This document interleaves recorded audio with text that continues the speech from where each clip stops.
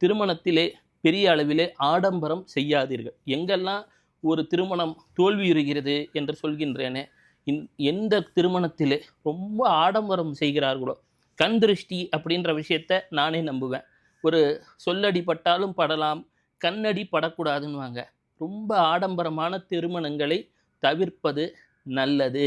காரணம், அங்க சனீஸ்வரரின் தோஷம் ஏதோ ஒரு வகையிலே வேலை செய்யும். ஆடம்பரம் என்பது ராகுவை குறிக்கும். அதுபோல் செய்யக்கூடிய திருமணங்கள் வெகுகாலம் நிற்பது சிரமமாகி விடுகிறது. மற்றொன்று, திருமணங்களிலே வருபவர்களை சமமாக நடத்தி பழகுங்கள். சிலதுலலாம் பார்ப்பேன், நம்ம நல்ல வசதி வாய்ப்பு இருக்கிறவன முதல்ல லைன்ல விட்டுருவாங்க. எத்தனையோ பேர் இல்லாமல் இருப்பான் சொந்தக்காரன், இல்லாட்டி நண்பர்கள் வந்த வந்துட்டியா அப்படின்னா பெரிய தோஷமாயிடும். அது அவங்க மனசு வருத்தப்பட தேவையில்லை. நவகிரக நாயகர்கள் அங்கே இந்த ஒரு ரியாலிட்டி ஷோன்னு ஒன்று சொல்லுவோம், வீட்டுக்குள்ளே தள்ளி விட்டுருவாங்க. 9 பேரும் அப்படியே பார்த்துக்கிட்டே இருப்பாங்க.